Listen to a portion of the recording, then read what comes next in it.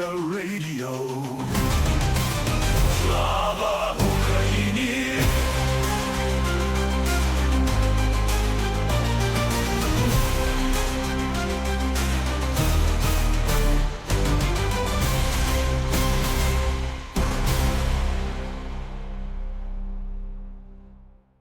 Good morning, good afternoon, good evening, wherever you are in the world. I hope you're having a great day. I'm going to be doing a couple of things here still, making sure that I have my, there we go. All right. I think that I have my closed captions and hopefully my co-host here in a moment. And we will get to moving and do some timestamps because let's see here. There we go. It is currently Tuesday, June 30th. I can't believe it's the last day of June already. Absolutely insane in my mind, but it's true. It is Tuesday, June 30th in much of the world, but not all of the world. So let's check out what time it is where. In Sandy Balls, about 15 minutes from where Firefell is hanging out, it is 7:01 a.m. It is 8:01 a.m. in, please insert inappropriate city name in Sweden, Jennie. Um, I'll say one that will sound funny because it's kind of sounding Finnish. Jukkasjärvi. Jukkasaro, what, okay. Jukkasjärvi. Jukkats Saturday? Sure, we'll go with that one. Yeah, you want to stay away from Swedish. It's worse than Ukrainian. Oh my goodness. Oh, man. It's, yeah. In New York, Ukraine, it is 2:01 p.m. No, 9:02 a.m. Oh boy, I skipped a spot there. In Cockburn, Australia, it is 2:02 p.m. At the Kinki University in the Osaka, Japan area, it is 3:02 p.m. And in Mount Misery, up upon Mount Misery, all covered with I don't know what, it is 3:32 p.m. It could be getting snowy. I don't know. Does it ever get snowy in Australia? I'm sure there are spots, but anyway. And in Jackass Flat, Australia, it is 4:02 p.m. Now to our newly beloved and discovered PP Island in Newfoundland, it is 3:32 a.m. And in Wee Wee Hill, Indiana, which was handed to me earlier this evening, Wee Wee Hill, Indiana, it is 2:03 a.m. And in Gayville, South Dakota, it is 1:03 a.m. In Dickweald, Colorado, it is 12:03 a.m. And in the land of shit, I'm just going to start calling it that at this rate, because we have Poo Poo Creek, British Columbia, we have Poo Poo Point, Washington, and we have Poop Creek, Oregon. It is a poop trifecta in the Northwest. So, yeah, it is 11:03 p.m. for those of us in Shittsville. And in Chicken, Alaska, it is 10:03 p.m. Alaska, where Sarah Palin can see Russia from her house. She quit stalking me, so I don't know where to go from there. But I hope that everybody's doing well today. Firefella, Jennie, great to see you all. I hope you both are not boiling to death. And with that, I'll go stuff your nest. And that was not as dirty as it sounded. And have at it. Morning, Prince. Haven't had my nest stuffed in ages, love. But when you said I'm just going to call it shit now, I thought you were talking about Russia. It turns out you're talking about bits of Canada and Newfoundland. So No, I'm talking. No, I was talking about bits of Canada, Washington, and Oregon, for God's sakes. yeah, I thought you were talking about Russia, but there you go. I Morning, know. Jennie. Good morning. The past few days have made me question your when you said that people do not spontaneously combust because it was so hot. I actually thought I was on fire. So I hope it's cooled down where you are. We're having one day now where the temperatures seem to be not surface of the sun hot over here. Hey, How about so you? hang on 2 secs. It's a balmy, absolutely boiling 17 degrees where I am today. Oh, you have no right to complain. Here it is No, 27 and it's just 8 a.m. no. And I wasn't complaining. It's rather cool, actually. But yeah, so unlike Russia, unfortunately, which is another 400 drones last night. And there were alerts. Where were there alerts? Yeah, let me find it just to kick things off nicely. So, hold on. Sorry. I can't do it like Mockers does. So, drone threat alerts in Kuban, in the Moscow region, Voronezh, Belgorod, Lipsk, Tambov, Saratov, Rostov, Slemensk, Kaluga, as she says, Tula, Volgorod, Crimea, Kherson, Zaporizhia, Donetsk, and the Luhansk regions. So they had a busy night, didn't they? Bless their cotton socks. I like that they are keeping the Russians on their toes, make them have a taste of their own medicine. And I have no sympathy. I checked all of my bags and I found none, none whatsoever. I hope you didn't find any sympathy either. I hope they had like a really sleepless night, and I hope that they had it like staggered the attack so that the alert goes off just to come back like by the time that they get back to their homes, or maybe they don't have any bomb shelter. I don't know. Well, they're too busy walking up and down their streets of piss and shit, aren't they? So there you go. So there is one thing I need somebody to do somewhere, somehow, is just tell me which day of the 40 this is. Is it 3, 4, or 5, you think? Day of the what? So we're having a 40-day campaign, aren't we? That's what Ukraine are doing. Which day is it? Is anybody keeping a track of that?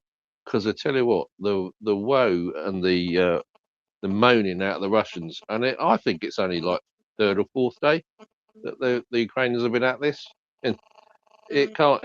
I mean, Jesus H, the woe is just incredible, which we will get to later on. I promise people, because there is so much woe. It's rather lovely. Um, here's the thing. So when you lose track, when you're counting, you have to start over, don't you? Just saying. We can start over from zero.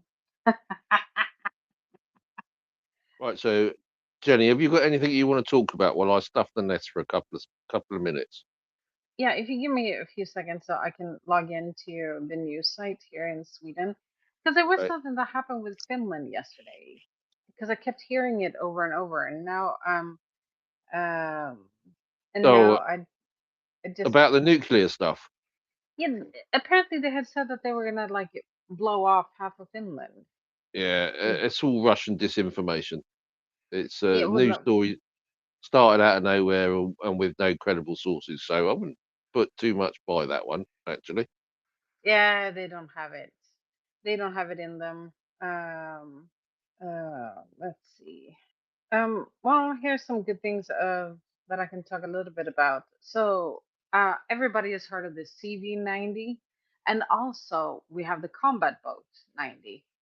So the 90 just refers to the decade when it was developed and I believe first put in use. So these machines are not that new, and still they're kicking ass on against the Russians because their crap's even older. Um, and now there's an article. Let me see if it's behind a paywall. Of course it is. So one of the more valuable contributions to the defense of Ukraine, along with uh, well, the Swedish most valuable contributions to the defense of Ukraine, it will obviously at the top of the list will be JAS Gripen once that gets into the theater, which personally I just can't wait for that to happen because it will push the Russian air their their air force back, and hopefully alongside of the F-15s, this will give Ukraine not just air dominance but air superiority over their own territory. And hopefully this will push the bomber planes back so far that they can't use these horrendous glide bombs. That is my wish. I'm not saying that that will happen. I'm just saying that I'm wishing for it. But Combat Boat 90 has always also been a really fantastic contribution to the defense of Ukraine. For those of you who don't remember this, but Ukraine didn't really have a navy at the start of the war, and which makes it even more delicious that Russia actually lost. They lost boats to a country that did not have a navy. They lost naval warfare to the Ukrainian army, and that is just so delicious. I don't have any words for it. Sweden donated. I don't have the figure in my head, but I think we are getting close to 20 or 30 of uh, the CB90. So these boats, they're not very large, and these boats makes complete sense when you look at what the Swedish coastline looks like. So the country with the most islands in the world is Sweden. I know that sounds like really bizarre because you have places like in Asia that are island nations, but off the coast of Sweden, you have 260,000 islands. So not all of them are inhabited. I think it's like a very small portion that is, but we have a very big um, cluster of islands, and especially in front of, like outside of Stockholm. Stockholm is actually built on 7 islands, and we've just built bridges and tunnels so that we can get to the different parts of Stockholm.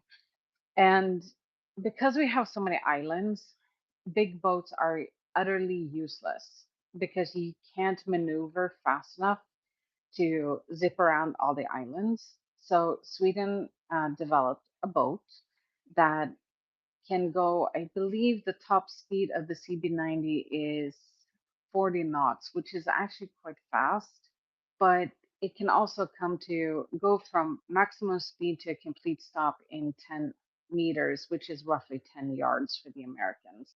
That is an amazing feat to get to complete stop. And that is part of the beauty of the engineering. So the Swedish Coast Guard and the Swedish Navy obviously employ this is like the biggest portion of our naval fleet. So that we can, once somebody is getting close to our shores, we can beat them because we know the terrain better, and also our boats were made to just go around all these islands. And now you would think that okay, so this can't hold much. It is armed to the teeth. It has like three different cannons on, I think it's three on the outside. Like, so you have like a big one at the front, or maybe the really big one is in the middle, but you have like one cannon in the front, and you have one in the back, and you have one in the middle. So you won't get any close. You won't get that close to it either. They can actually inflict serious damage. And also it has like a machine gun.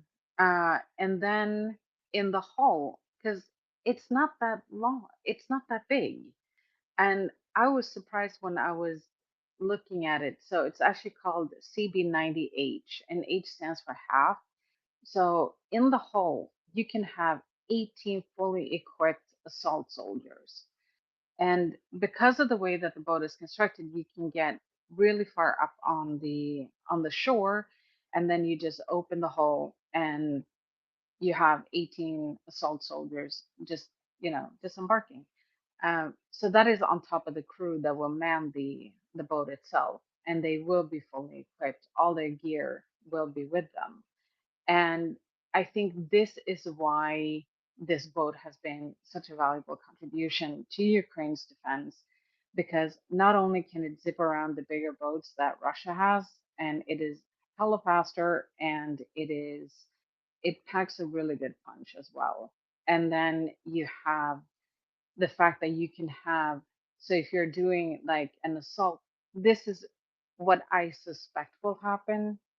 I don't know that for sure, but the day that they decide to launch a like an assault on Crimea, where they're going to bring in foot soldiers if they're not going to do that completely by drone warfare. You will have several CV-90s that will pull up onto Crimea, onto the beaches of Crimea, and then the soldiers will disembark, and then you will have quite the big crew. Actually, you can do that with the CB-90, which is amazing. And so I'm really happy. I hope that we send even more. If we have sent, I know in one batch we sent like 10, and then in the next one we sent like 15 or more. And I don't have a number in my head of how many we have sent, but we have also sold some to. Um, there was like a Ukrainian oligarch that bought another 10 of them, and obviously the Ukrainians are trained on how to um, maximize the use of these boats. And my guess is, and because it has like a shallow bottom, this thing can also be used on rivers. Because if you look at Sweden and you see the what the nature of Sweden looks like, we have a lot of rivers, a lot of lakes, and this is why we have smaller boats, because it works to our advantage, because the big boats just wouldn't be able to maneuver as quickly and fast as these boats can. Have I waffled on long enough, Firefellow? You certainly have. So just going to give a rundown of the. So this is Max 26 NAFO Firefella, NAFO fella. Very big news today. So Bavana's in Melitopol, Luhansk, Donetsk, and Fedyosia. During June, the 1st to the 29th, SBS hunted down 31 enemy air defense elements. S-300, 400 air defense positions in Kerch area were hit. Fire in Kerch at the Kuban crossing point. Fire in Kerch, location 8 kilometers north of Kerch City. City air defenses and radars were taken out. Latvia and Ukraine to build UAV factory near the Russian border. Oh, I'm loving that. Latvia getting pretty leery quite lately. A large 220 35 kilowatt Macrovania substation burning at the hill in Crimea. That's another one. Another tank was damaged overnight at the Kerch thermal power plant, oil and gas terminal. After Ukrainian attacks tonight and this morning, a fire broke out near a missile and technical base in Sevastopol. The road bridge in Novosibirsk area of the next region was hit, as well as 2 more railway bridges in the Luhansk region. We spoke to Peter about that. That's going to cause them some additional problems. So those detours that Pete was talking about, they're just going to get longer and less longer. In addition, a warehouse of materials and technical means of the occupiers in Nova area of Luhansk area was hit. Moscow region is taking an absolute pounding this morning. So Moscow region facilities which provided military communications. One building was destroyed, another one received significant damage with its partial destruction.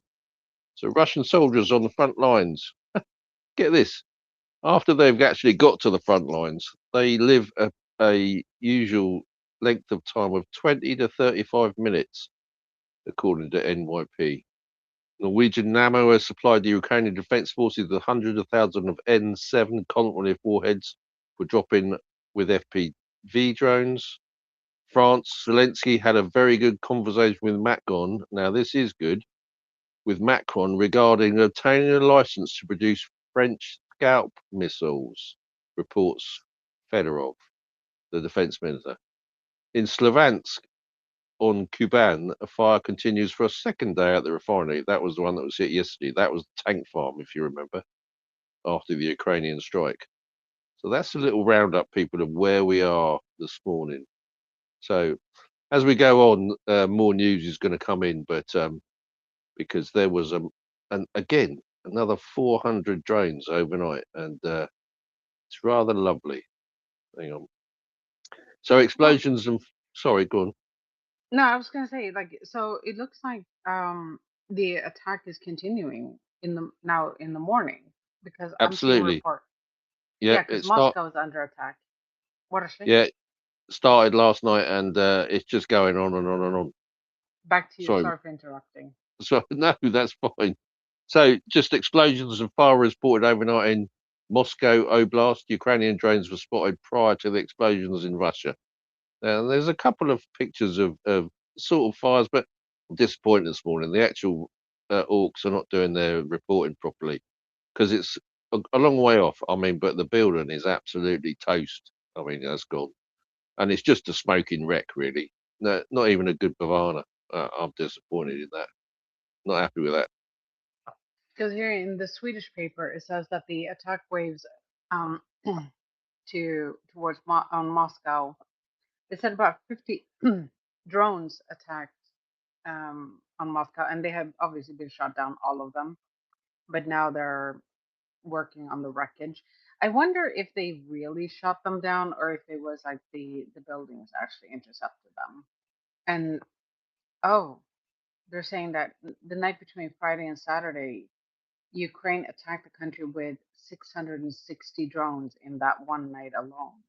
Blimey, Um, that's a lot. I know, I know. Couldn't happen to more deserving people though.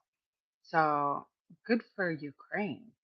I was talking to a guy from Latvia on Sunday, and he was telling us about the how Latvia has now uh, actually taken the lesson from the Ukrainians, and they have bought courses from the AFU so that they will be able to deal how to do drone warfare, and they're actually um, training, like setting up drone units, much like Ukraine has. And so, because I know that I have talked a bit about the like if Russia is going to attack, where would they go? Well, after they apparently bombed away half of Finland, which will never happen, they would be dumb as well. Never mind, they are dumb as dog shit. But the Baltic countries, because they have no fast jets, they are leaning heavily into drones, and we can now see the effect of how effective drone warfare is. And also, it would do Russia well to remember that St. Petersburg is not that far off, is it? I don't know how much you've looked at the map, but St. Petersburg is like right there. And it was founded by Finland, by Finnish farmers. And then Sweden um, fortified it. But Finnish farmers were there first. So my new campaign is make St. Petersburg Finnish again. Back to you, Firefellow. Thank you, Jenny. So, Ukrainian attack drones hit another electrical substation in the Russian-occupied Crimea overnight, setting it ablaze. The traction substation that powers a portion of the Sevastopol-Simferopol railway was reportedly knocked offline. Cool. Peter Headley's going to be absolutely over his head about that. That's really good. Uh, right. Um, Hang on. I've got to go somewhere else. Hold on. So, the Kerch Bridge radar and air defense systems again were hit overnight. They are making a little bit of a point of hitting that every now and again, and just keeping people on their toes. Now, did did it go across your timeline the bombing in Monaco last night? Have you heard about that? I have. It's actually on um the on the in the newspapers in Sweden, and it's a Ukrainian oligarch that was injured in an explosion. Um, it doesn't look like anybody died, but three people were injured. And let me see if they, because it will be behind a paywall. All right. Excuse me. So No, you're it's right. not. It's At not. least three Ukrainians were injured in an explosion on the abandoned in an abandoned bag in Monaco. The police are searching for the attacker. That's fine. So the the intended target was a Ukrainian oligarch who renounced his citizenship for Cyprus and was doing business in occupied Crimea. I have heard that Zelensky has sanctioned this fella. That's probably why. So I'm not no expert, but he's just had a visit from the SBU. I would tend to think, would you not? I don't know. So what it says, uh, so there were three people. Two were injured, like three people were injured, and two were seriously injured. And according to Le Figaro, it's a Ukrainian family, so it's the mom and dad and a 13-year-old child were injured in this attack. They haven't apprehended anyone. Um, it was a explosives that detonated in a residential house in Monaco, close to the border towards France. I wonder how fast they shut down the border to France, though. And yes, this guy, um, he moved to Monaco after the full-scale invasion started, and he has been subject to sanctions since 2023 uh, by Zelensky. And that is because he continued his businesses on Crimea, that uh, even though the peninsula is under Russian occupation. So it says Apparently, his yeah, sorry, Yanni. It says his businesses. Do we know what business he was doing? no, it doesn't say. It doesn't say here. It just says that he's continued his business on Crimea, even though it's under occupation. Somebody left a backpack in the lobby, and then the the guy just took off on foot. Huh, interesting. So it doesn't sound very targeted, does it? It just says like, well, that to me is not a targeted. So if it had been in his car, I'd have been a little bit more. That seems very sort of, I don't know, amateurish. I don't know. I might be totally, absolutely, totally wrong, but doesn't seem very targeted at all. Slightly disappointed actually. And I know because if it's in the lobby, and I don't know what floor the family lived on and how big the charge was, but it can't have been that big. If But I'm surprised that it even got to these people. I wonder if they kept an eye on them and saw that they were coming home, and then they were in the lobby when the charge went off or something. Because and that the fact that nobody else got injured tells me that the charge wasn't that big. It's not like it took out the entire lobby or anything, because then the people that work there would be, oh, maybe they don't have, maybe it's not a like a Ah, gated right. one. So Beefeater in the background just sent me the following. So an explosion occurred in a residential building in Monaco, with media reporting an attempt on the life of businessman Vladimir Vermolov, who was previously on the list of the richest Ukrainians. A suspect is being sought. On the evening of June the 29th, around 9 p.m., a powerful explosion occurred in Monaco. CCTV cameras captured a man who left a backpack on the street, after which the explosion occurred. Three people were injured, according to the Monaco Martin newspaper. According to the local media, though, the injured citizen of Ukraine, a man and woman aged 50 to 60, as well as a teenager. As reported by the Ukrainian publication Novia Online, citing sources, yeah, the attempt was likely made on the Ukrainian businessman. He is a founder and owner of the Aleph Group, which operates in real estate, alcohol production, agribusiness, trade, and other sectors. In 2023, sanctions were imposed against him by the National Security and Defense Council of Ukraine for a period of 10 years. According to Ukrainian authorities, the sanctions are related in particular to allegations of the continuation of some of his business activities in annexed Crimea after 2014. Yeah, well, that would do it. He himself has publicly denied the accusations before the imposition of sanctions. He regularly appeared in the rankings of the richest people in Ukraine, according to Forbes, Focus, and other publications. So there you go. Sorry, are you there?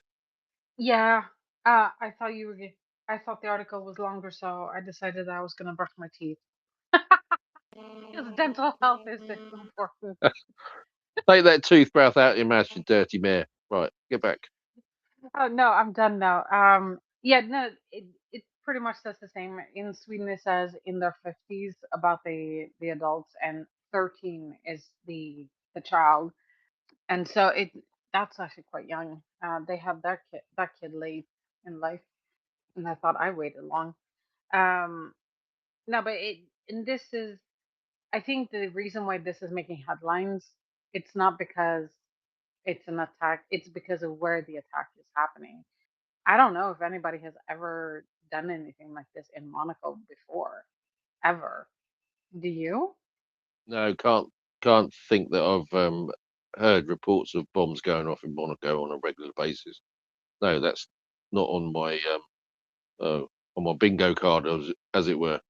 So Novo Surisk port has been hit again. The traction sub. I know I said this earlier, but this is the traction substation in the area of the postal railway station on Crimea Melitopol.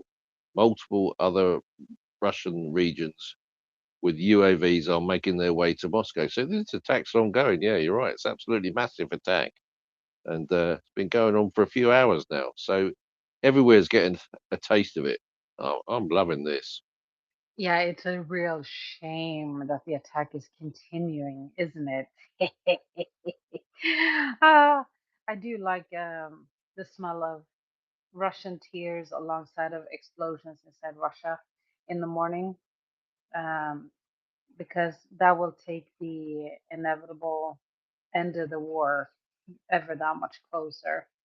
I just can't wait for that to happen when the Russians will finally just fuck off home.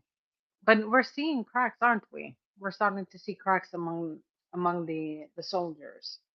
Or am I making things up? Do you No, know? you're not. So sorry. Yeah, I was on a different page. No, you're not. So there are cracks appearing across up and down the line. So when you've got no water, no electricity, no food, no ammunition, it sort of tends to bug you up as a fighting unit, really. Now, I'm not saying they're surrendering, but they are being overrun quite quickly. And the people are saying, "Oh, yeah, but the Russians are making ground here, there, and everywhere." Well, what they do, people, is they run with a flag up the road. And I saw two posts yesterday where Russian flag bearers, I'll call them. So they're given a flag and they're told to run 150 yards up the road and plant it on a building in the middle of nowhere. And then their commanders can claim that they've taken the region, can't they? So these two little orcs, go and do that. And of course, the Ukrainians have spotted them like miles away, and then they just bomb the crap out of them and then burn the flag. And it seems to be that's what they're doing. So Putin's positioning himself because he knows what's coming, and what's coming is negotiations because he knows that he's not going to win. He absolutely does now. And he's trying to change the narrative across the propaganda front um, to position Russia in the best possible place. Hence why the amount of propaganda across all platforms. I mean, and I'll notice all the stuff that's kicking off in Poland at the moment is again because of a Russian asset, i.e., their president, and that he's just shit stirring everywhere, isn't he? Just to make things bad for or look bad for Ukraine, and it's not working. And this is what he does. So he'll be able to go. He thinks he'll be able to go to the negotiating table and go, "Yeah, we're advancing here, there, and everywhere." Unfortunately, the narrative is changing for him. Well, I say unfortunately, but it's unfortunate for him. I think it's absolutely brilliant. But everybody's like going, "Yeah, you're talking absolute baloney, mate. You're not going forward. In fact, up and down the front, in general terms, you are losing ground to the Ukrainians by them not doing a lot. And your logistics have been taking an absolute pounding down in Crimea to the point where it's practically cut off. I mean, you can't take a wagon up and down any of those highways in Crimea without getting walloped by an FPV drone. And in actual fact, again, I saw twice yesterday.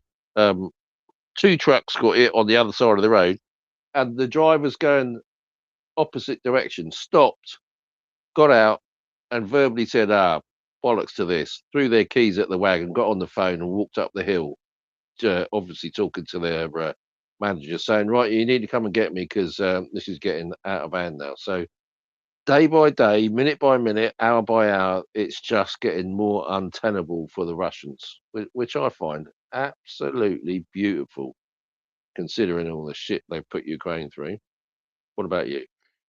Yeah, and the fact that so there's a guy, because now I remember there's a guy that is a soldier in Ukraine that is now uh, pretty much talking about mutiny and how the war is pointless, useless, and all they're doing is dying. And let me see, I saw like a headline. Oh, there we go. Obviously, I took it away. So apparently, 7,000 North Koreans died in Kursk alone. That should tell you, like, and that is just Kursk, not anywhere else where they might be as well. And then you have all the other meat assaults, and actually, it's even worse than what you explained with the flag. There have been times when they claim to have taken a city, and because they planted a flag there, and they planted the flag with a drone. Nobody even went into the city, and then it lasted like all of 5 minutes before Ukraine took it down. And that's another thing, and I've heard it being reported on several times. It's they claim to have taken a town, a village, a city, or whatever. Well, not big city, but like the smaller towns and villages. And all they have done is like have a drone go in, drop the Russian flag, and then you know, like they don't care about the drone. If it dies, it dies. And Absolutely, then Jenny. yeah, and because they're doing it this way, instead of actually taking the city, they just have a drone plant the flag. When their positions are being attacked, because they have reported to their superiors, oh yeah, we took this town. They can't call in support, can they? No, no, no. They actually do themselves right in because once they've said they've claimed it and they've said that sent that up the line, then they can't bomb that place. And you have to be careful because what they're claiming to be a village, or that about when you use the word village in Swedish, what does it mean to you? Well, in English, it means I don't know about 600-700 homes up to a village Y- pub and a post office. So quite a large area. When they say village and they're talking about Ukraine, it's usually 4 or 5 houses dotted around here, there, and everywhere. So their definitions of the words they're using are totally wrong. Yeah, that too. I I lived in a village, and we were, I think the inhabitants were like 2,000, roughly 2,000 people. So my household, we were four people. So the number tracks with 500-600 homes. Uh, Other than that, I don't know if we have a word for anything smaller than like village. But we No, did not so have a post office. We didn't no, even no, have no, a no, post office. no, absolutely, Yenny, and that's in the Western world. But what I'm saying is, when they use these terms in the war setting, the Russians are saying a village is like 4 or 5 houses, and it's not. Anyway, pivoting back to the Polish problem, 9 Ukrainian citizens who organised pro-Russian rallies were detained in Poland. The group also includes 2 Belarusians. All suspects were involved in recruiting Ukrainian refugees from the fall of 2025. The investigation established that for participation in such options, people were offered a monetary award. Well, there you go. So, because you can buy anything you like, Russians, which were provided by representatives of the Russian state. So all the stuff that's kicking off in Poland, people, is just pure propaganda. Oh, it's 11 people were arrested, actually, suspected of organising pro-Russian influence campaigns among Ukrainian refugees. Employees of the Polish Internal Security Agency, together with the Border Guard Service of Ukraine, they arrested 9, but people, oh, hang on, no, it says 9 were arrested there and 11 here. Ah, there we go. According to the Polish Minister Coordination of Special Services, since the fall of 2025, the detainees have been recruiting and paying participants in demonstrations organised amongst Ukrainian refugees in Poland. The investigation established that the organisation and financing of the events were carried out from Russia. The Polish Special Service qualified these actions as an influence operation aimed at the Ukrainian migrants. This case is another indication that the Kremlin is trying to use information and psychological operations to stir up tensions in European countries, deceive Ukrainians, and weaken support for Ukrainian allies. There you go. Yeah, so that headline is actually in the Swedish papers as well. And then it says Poland. Oh, I don't. My brain just quit working. They sent 9 Ukrainians home. Deport. Poland deports 9 Ukrainians. Now that headline sounds really awful, and this is why it's important to read the text as well. So it's 9 Ukrainians and 2 Belarusians that have received money from the FSB and in order to recruit Ukrainian refugees for demonstrations against the government in Kiev. Now, I have no problem with them deporting these people, and they probably should be deported back to Russia if they actually like Russia that much. And when you look at the problems that have these problems that have stirred up between Poland and Ukraine, Russia seems to be quite active in these campaigns against in Poland against Ukraine, and it's to sow dissent. And Russia wouldn't do this unless there was like a big support among the population, because I don't see these things happening in Spain as an example. I don't see a whole lot of, you know, these Russian disinformation campaigns in Spain. And there's a reason for this. If you look in the Baltic states, also, I just want to have a service announcement. The Baltics, that's Estonia, Latvia, and Lithuania. The Balkans are the common name for you that we're using for former Yugoslavia, which is quite the distance away. So Serbia, Croatia, Bosnia and Herzegovina, and uh, something North Macedonia and Slovenia. Those are usually referred to as the Balkans. But here's the trick: Hungary and Bulgaria and actually Greece also belong to the Balkans. They are also Balkan countries, and Albania. So the two vastly different regions. Um, I had this issue back in the 90s when I was living in the US, and people told me that a war broke out, and they were using the Baltics and the Balkans interchangeably. And before I could get my hands on papers and find out where the war was actually at, it was actually quite distressing because one is close to Sweden and the other one really isn't. But you see these kind of campaigns happening in Finland, in the Baltics, and in Poland. The ones that are in Finland, I can speak a little bit more confidently on, is they don't take root that well. And I I don't know if that is because they have been under Russian occupation for a bit.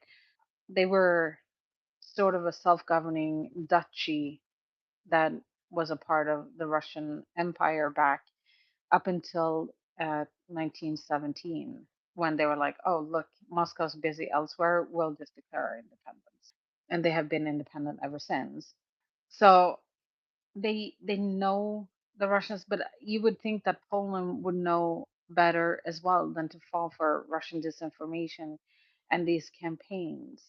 That the leadership in Poland, I expected better of the Polish leadership. The people of Poland, the ones I've talked to, they are a lot more clear-headed.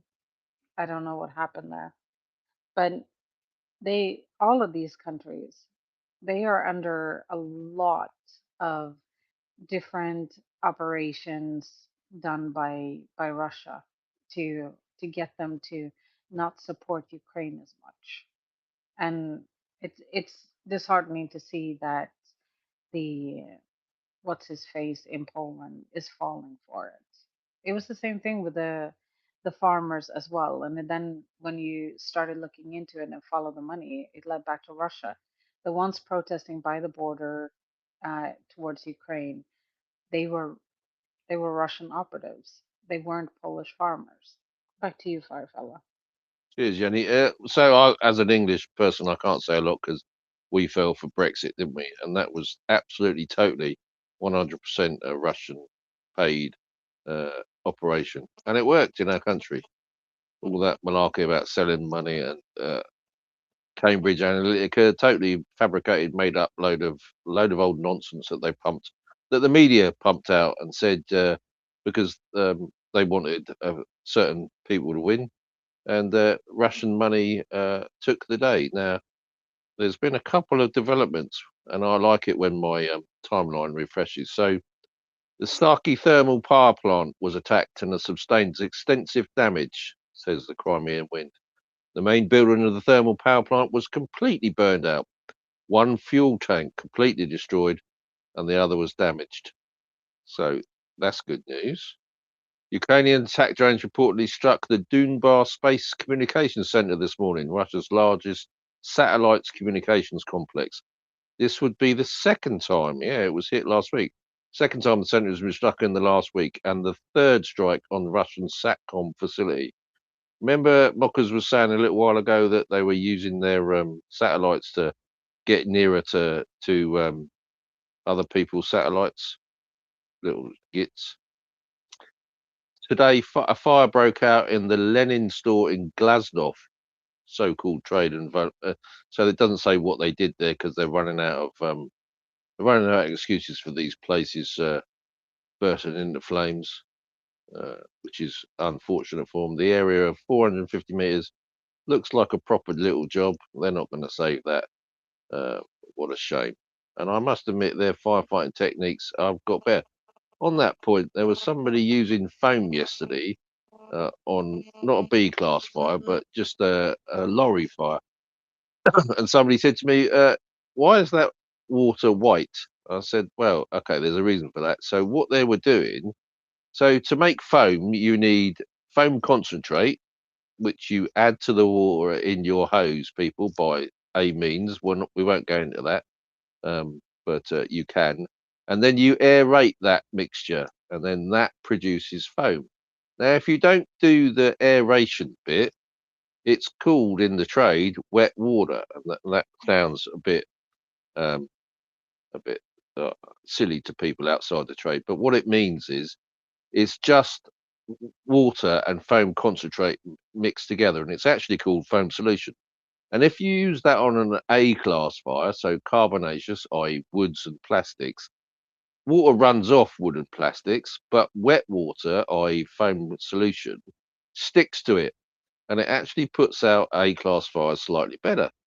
So the Russians are doing that, and they're using it again. They're using the foam, which I would say at this particular moment in time is an important thing for them on the wrong stuff. So their training is greatly suffering. Back to you. But is that because they don't have like enough people, and because like their training is suffering everywhere? And I don't know, well, except for like monumental stupidity and incompetence. Um, but they've sent people away to the front that probably could do proper training, that are probably good, like well trained when it comes to the Russians, and then you send them to the front and then they die because you said the average was what, 24 minutes. Th- They 25 to 35 minutes. Yeah. So it's a combination of things. First and foremost, all their experienced firefighters are, as you say, they're not on the front line anymore. They're pushing up sunflowers in Ukraine or in body bags, and that was because people have to understand that the Russian fire service is part of the military and is you're first and foremost put to the military, and then you're told you're going to do firefighting. Uh, so that they got taken back into the war. So if you do that, then they obviously took people from their training establishments and put them on the line as well. So that went, and you're just given stuff basically on a fire engine. And if you can imagine, on a fire engine, there's roughly 250 to 350 bits of kit and different bits of equipment that you have to get your head around and understand and know which every single bit does or can do for you. So not what it's primarily used for on a fire engine, but what its secondary use. So if you have this situation, you can use one of the following bits of kit, and you do that in your training. Now in the UK and in most Western fire services, you're not properly qualified until like 3.5, 4 years. You can get you can condense that training period if you're very clever and you produce evidence to say that you have. But it takes that sort of time to train a firefighter from start to finish. That is. Now, then you need proper experience of actual fires, and you build that over the coming, I don't know, 5 to 6 to 10 years. Until I would say, if you've done 10 to 15 years service in a fire service, I would say you're quite a well qualified firefighter. And in fact, if you hadn't taken your first sort of couple of promotion exams within that time, I would question your qualifications. But so all that sort of stuff has been stripped out of the Russian fire service, and it's just not there. So what they do is they go with what they think is right. Now, sometimes that right, and sometimes that wrong. So not only that, that I don't think they've got any foam in Russia at all now. So I was surprised to see that bloke using foam or foam solution, because I would have saved that for a proper B class line, not a lorry fire. Lorry fire, you just put out with a water. And that's the other thing, actually, thinking about that. So if you use wet water, you can use a lot less water, if that makes sense, to put the fire out. And maybe they were struggling for water.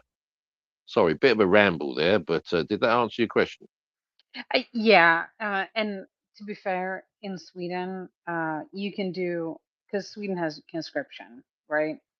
And they have changed around the way that they conscript um, the the people training to be soldiers in Sweden over the years. But I have a friend who, in his conscription, he was actually at a fire station and got like on the job training to be a firefighter. Because, like you said, if your country is at war, a normal country would mobilize people to be firefighters, because you're going to have, most likely you're going to have more fires than normal, so you need more firefighters. Sweden is not sending these guys we're not putting in volunteers into the firefighting service to put the actual firefighters on the front lines. That would be dumb, just monumentally stupid. Obviously, we want the firefighting service. Same thing with ambulance drivers and nurses and stuff like that. So you're just shifting around. You're not sending the trained and qualified people to the front, because that would be stupid. But that is what Russia has done. I see we have a hand. Go ahead, Peter. Yeah, good morning. Yeah, just interesting. Not the question I was going to ask, but just on the firefighting bit.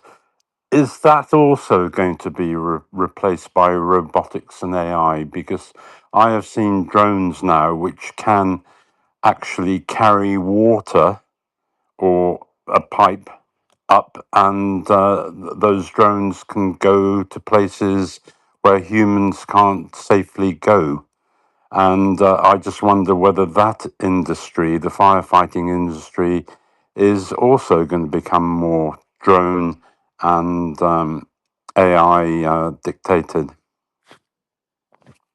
But Ah, right, no, you answer that one first. Go on. yeah, no. So great question, Peter. So first and foremost, it already has in certain situations.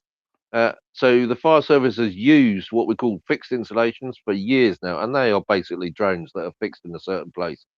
Now, sprinkler systems and drencher systems are, you know, we use them all the time. Now, I've seen firefighting drones in Ukraine. Now, that the only problem with them is uneven ground, and I don't mean like up and down little hills of that. Sometimes in buildings you get collapse, and you have to get over that and get under that. And also, the only application I can see for them at the moment is water delivery, and they're very good at that. So I would suggest that in some situations, drones will become very prominent, but not AI. I don't believe that's going to come in to any of the fire service at the moment. I don't see an application for AI, but I do see an application for ground-based drones. And also, it should be noted that the fire service have been using FPV drones for quite a while, because if so, when you turn up to a fire officer has a four-sided view of a building. So we call them sides 1, 2, 3, and 4. But with a drone, you can get a fifth view, which is the roof, which is very, very important because that can tell you if they've got a thermal imaging camera on them, which most of them do.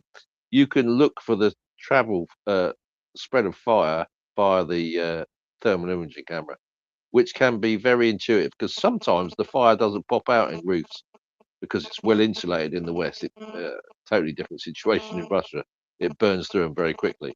But you can follow the spread of the fire and actually get ahead of the fire using drones. And I know quite a number of UK fire and rescue services have been using drones for, I don't know, about 10 years now. I mean, my fire and rescue service were using them at least 5 years before I retired. So, yes, you can be using drones, Peter. It's becoming part of fire and rescue's kit. There are certain limitations in the West, i.e., who can fly them and when you can fly them and how you can fly them. But police forces have been using them for years now. So, yeah, I think it'll just get more and more and more part of everyday business. Back to you, Peter. Yeah. Yeah, I mean, I've kind of operate a very small drone company, and I went to an exhibition, and they had this drone there, which was actually in a cage, so it was protected, so it could go into very unusual positions, and it was operating a 360 camera, which meant that it could look all ways around a particular room. Now, this particular drone was used for mapping so that it could send out millions of tiny pinpoints, and it could recreate that room onto a computer outside so that you could actually see it forming. And it would form to, it was ridiculously accurate. It was like within centimeters accuracy of what was actually in there. And I could very much see that, because humans going into fires are very dangerous situations. And the one thing with drones is it reaches the parts that others don't. So you can send them now into really tiny spaces. You can send them now into very inhospitable areas. And, I just could see there will be a lot more use of drones in every part of our existence. But what I really came up to ask about is Lukashenko's visit to China, which appears, if I'm getting this correct, to be more of a rift between Putin and Lukashenko, where Lukashenko is now being threatened, or his territory is being threatened by Russia. Am I reading that correctly? And Z has supported Lukashenko quite strongly this morning. Is Putin threatening Lukashenko if he doesn't get involved with taking over parts of Russia? Am I reading this correct? I have seen that too. And I think that Lukashenko just wants to make sure that, um, and it shouldn't come as a big surprise that Putin is threatening Lukashenko, saying either you do. He has been acting like Putin's lapdog for the past more than 4 years, but certainly during the last 4 years, we have seen like part of the buildup happen in Belarus, and you Putin has been using Belarus as if it was a part of Russia. So here, Lukashenko, who, by the way, is not a legitimate leader of Belarus because he lost the election and then he decided to jail the actual winner of the last election in Belarus, and then declared himself winner because the other guy was in jail. So he's not even the real leader of Belarus, but he was trying to secure a from China that they would be backed by China if Putin decides to take over Belarus and then just declare it a part of the Russian Federation. That is what I like from what I can see here in the papers here in Sweden. Firefella, have you seen anything similar to this? Uh, yeah, it's come across my timeline. So, Peter, you're absolutely right. He had a 2-day meeting with Putin, didn't he? Where obviously the pressure was put on massively for him to start really helping. Not that he's not helping; he is supplying fuel to the Russian Federation. But obviously, Putin wants more. The more bit, I'm unsure of what he actually wants. He probably wants Belarus to join the fight, but I don't think that's ever going to happen.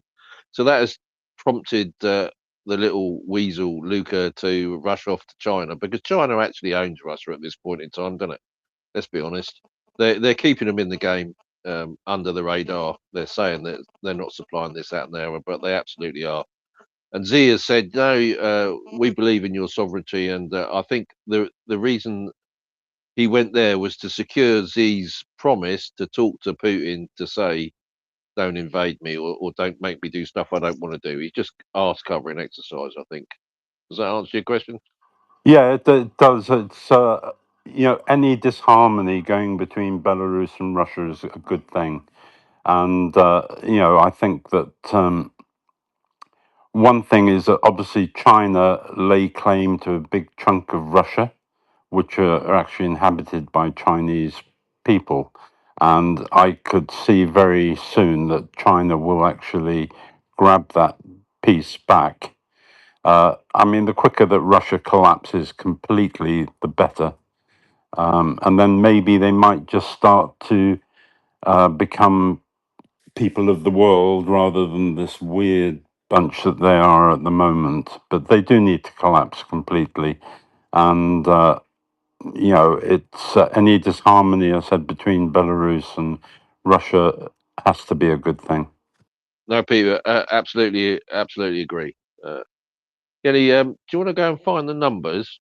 Because I've just got something to say. So, following on from They're your, in your they're in your DMs, dude.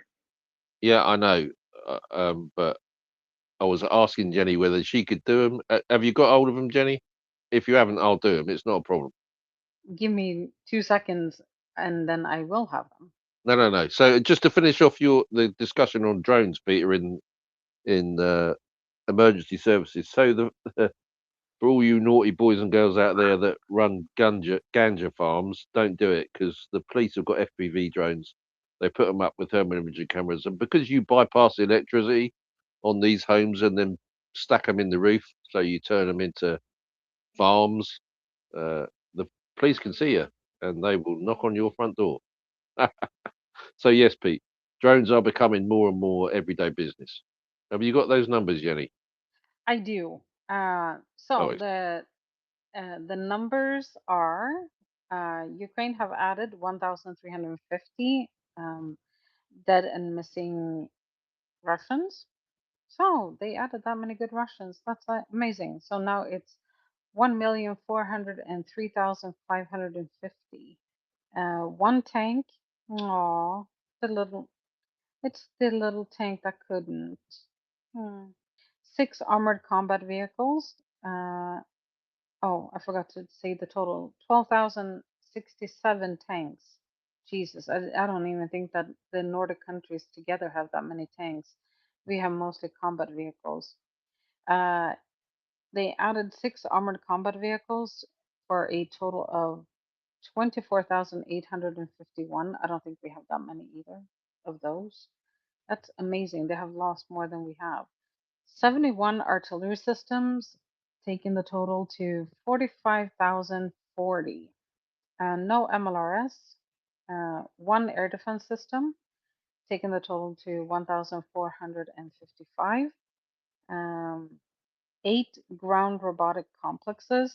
No, 13 robotic ground complexes. I wonder where I got the 8 from. That's not even close. Taking it to 381,170. No, 1,777. It probably helps if I actually look at the right place. They took down 1,952 operational tactical UAVs. Ah, my mom was born in 1952.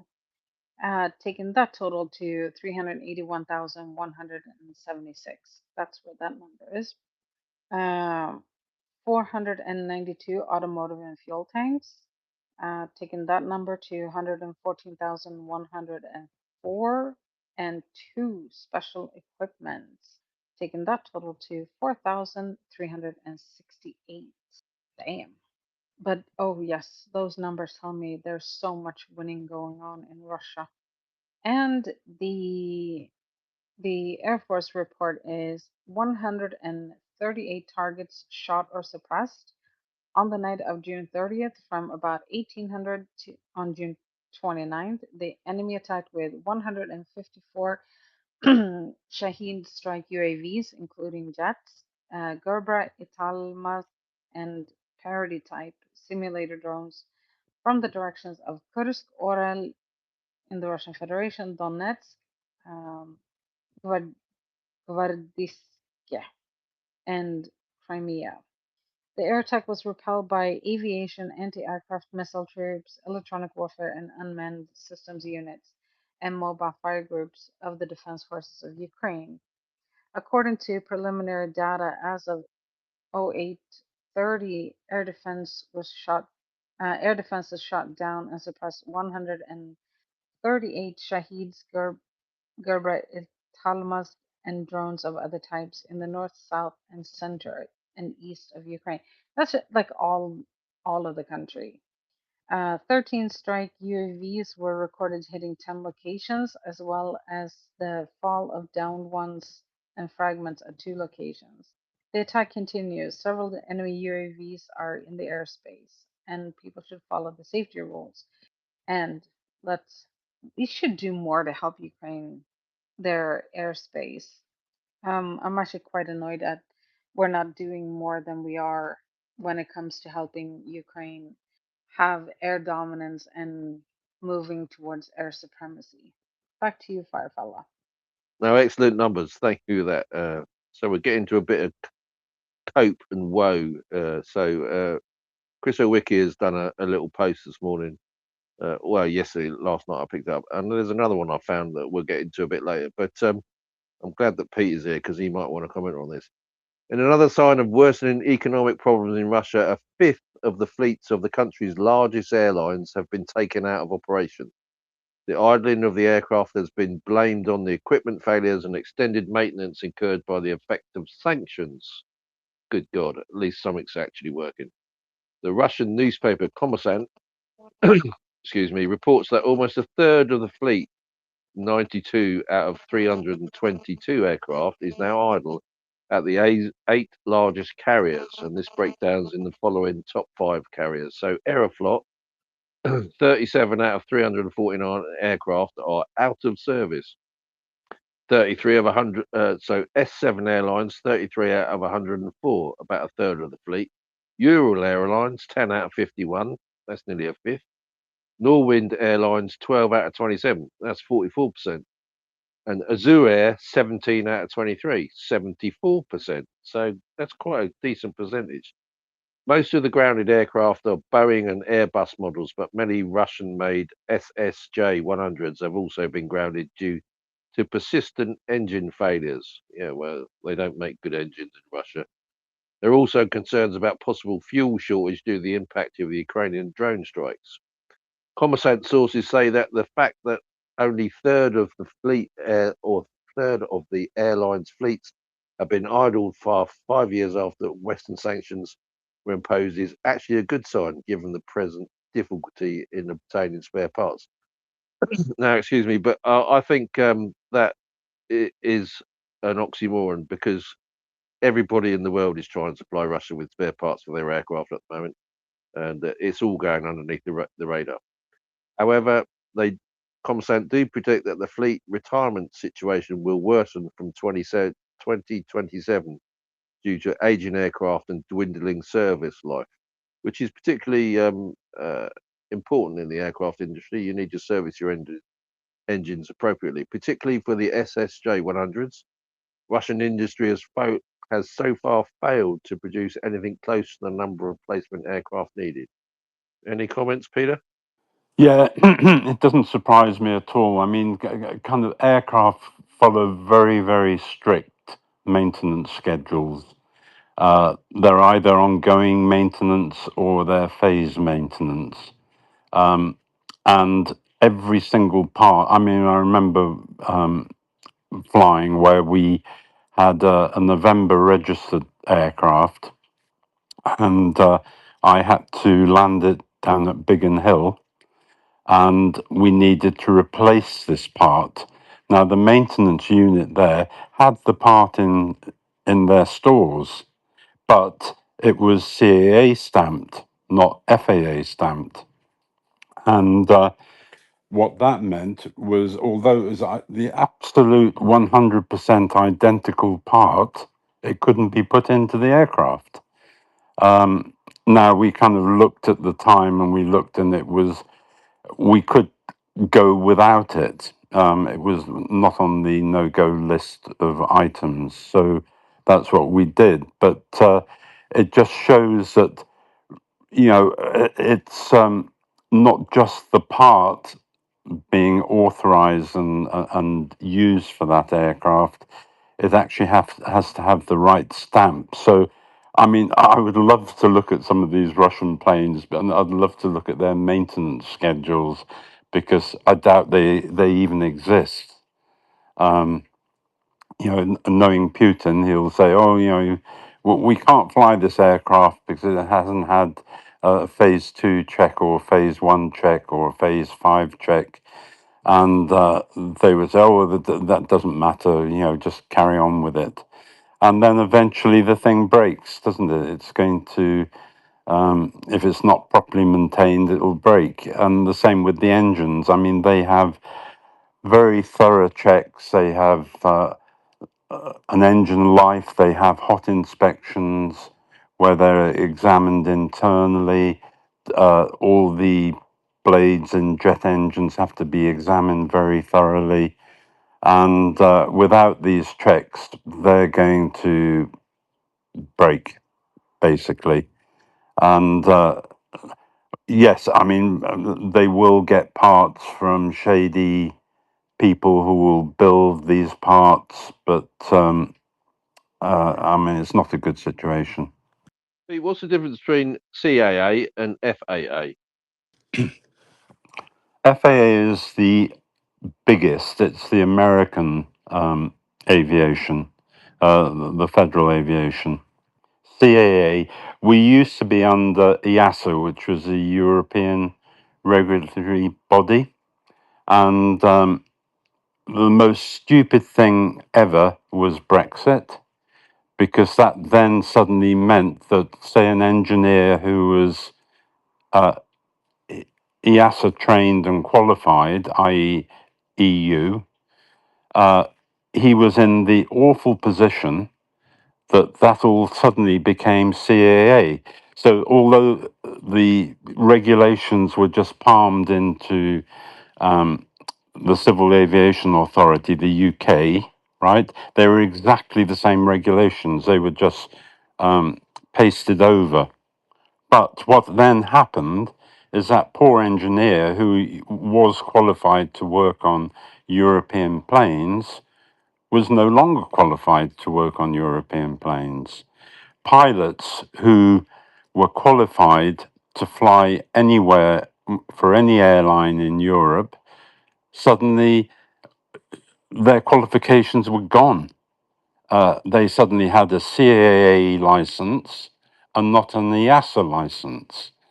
And so they could no longer go and say, right, well, if you had a shortage of pilots in, say, Milan, Italy, you couldn't send a pilot from the UK to fly there because they weren't qualified to anymore, although they were qualified, if you see what I mean. And this is the crazy thing of Brexit. And we also have the situation that an aircraft with CAA markings, right, so it could be a G registered aircraft, before it would fly into Europe, it would pick up European passengers, maybe do 4 sectors in a day. So it would then fly, kind of, say, Barcelona to, I don't know, Madrid, pick up passengers in Madrid, fly to Germany, do a round route and come back to the UK. Now that plane cannot operate, the Civil Aviation Authority plane cannot operate into within Europe. So it can fly passengers from the UK to Europe and back again, but it cannot work within Europe.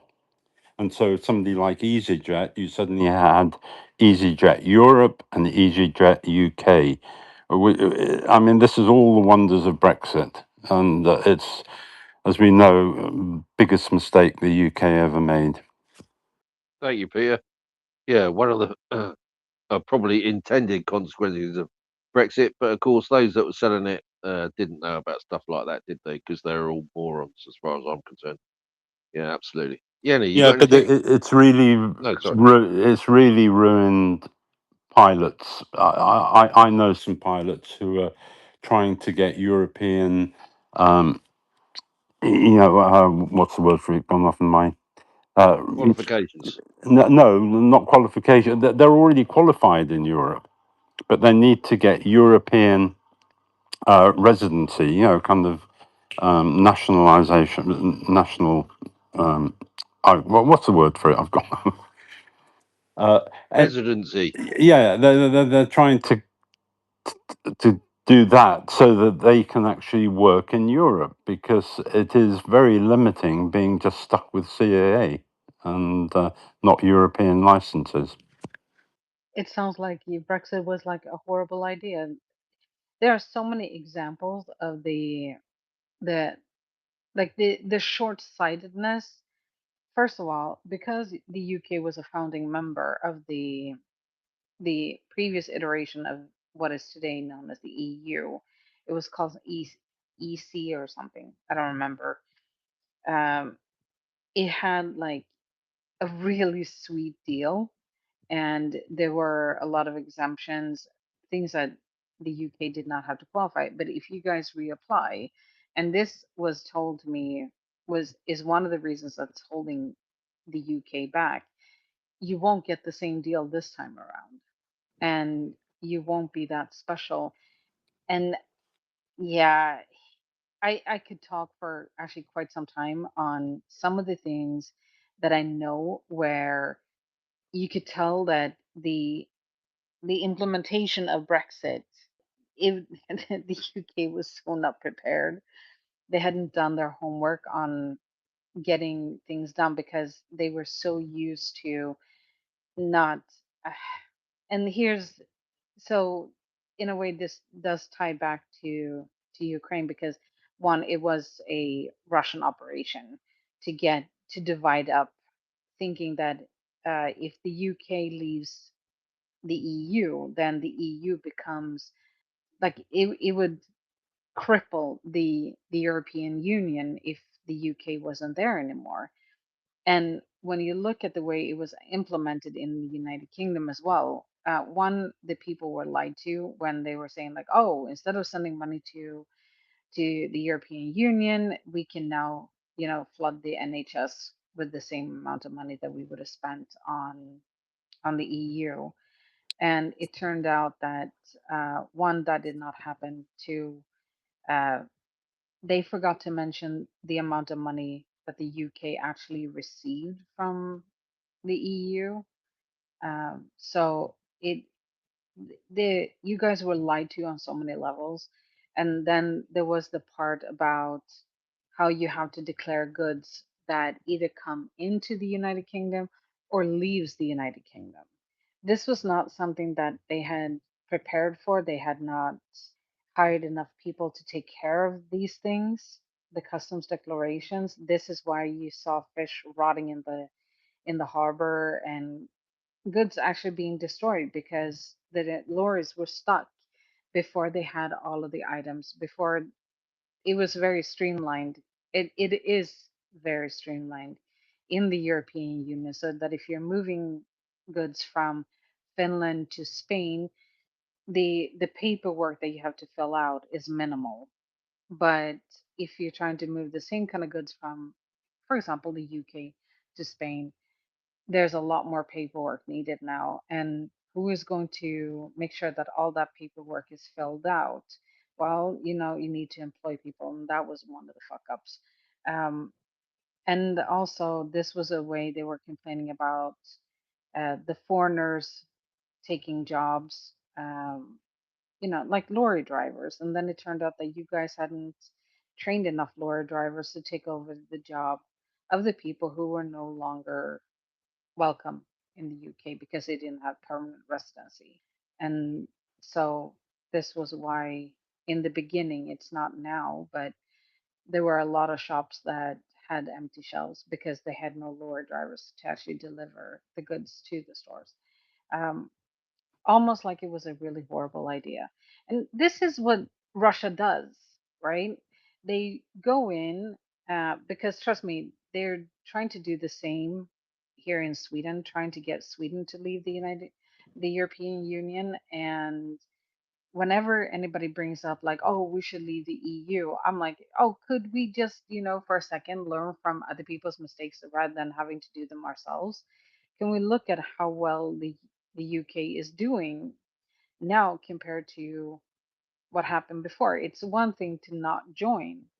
I can see that Norway's doing just fine, but they are not used to the integrated system that Sweden has because we are part of the EU. And if you remove that, then, Sweden is going to be facing the same troubles that the UK has and continues to have in smaller areas, Anyways, so whenever you come across something that sounds like it could be a monumental fuck up, do your research, follow the money, see where it leads. If it is a really horrible idea, 9 times out of 10, the money trail goes back to Moscow. That's my rant. Do not Brexit. Do not leave the European Union if you're a part of it because you are so integrated and you do act as one. And it's just a horrible idea. Back to you, Firefella. Thank you, Jenny. Absolutely right, 100%. Well, 99% of it. So there's just a little bit of right-wing rhetoric that crept into that, and that's this notion that actually, if we go to rejoin, Europe is going to beat out the shit out of us. I don't think they are. I think there'll be proper grown-up conversations with these people, and we'll be there or thereabouts. It won't be as bad as people make out. And the right wing are trying to put this forward. Oh, if we join, they'll make us pay all this. But no, they won't. Just shut up. That's just more right wing rhetoric to get us to not to do it, because that's the argument now. The argument is not should we stay out of Europe. The argument is when are we going to rejoin, and that's becoming the predominant argument. So the right wing are going with, well, if you rejoin, you're not going to get the same terms and conditions. Well, probably not. And as a person living in the UK, I wouldn't expect it, but pretty damn close. Peter, you got some thoughts on this? Yeah, I mean, I totally agree with everything that's being said. I think we have to remember that the UK was seen as the gateway to Europe. America invested 400 billion in the UK to have their access into the EU market. So you had huge companies who based here because of the UK's access, and also we can't forget that the UK was number one banking centre of excellence, followed by New York. Um, and it was one of the major big players in Europe. Now there are things that need changing in the EU. I'm not saying the EU is wonderful. I mean, for a start, I think the EU is because of its nature, which is that it's all independent countries. It then becomes like a committee, and you have governing by committee, which is not good, and is certainly not good in wartime situations where very quick, very decisive things have to happen. And if you have like a committee where you're sending it round and round and round, I mean, I never understood how they could have a situation like they did with Hungary, where literally one person could block decisions. That's not democracy. That needed to be put right. It needed to have some sort of override. And I think the biggest problem with the EU is it's not a federation like America, and it is something which is designed for trade and not war. And it moves very, very slowly.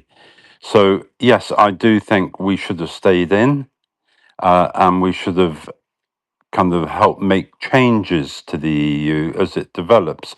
But it is still one of the biggest markets in the world, and one that Trump wants to destroy. And he he can't hide his hatred for the EU, and it is because it is a protected market, obviously, and he wants to destroy it so that you have weak little independent countries all over Europe, which are then open to his bully boy trade deals and is open to Putin picking off what he wants. There's a lot more to what's been going on in Ukraine than appears, and you have to look at China as well, who are now. Europe is a huge market for China, as is Canada. Trump is bad news. He's been. We've had literally every wrong decision made over the last since 2016.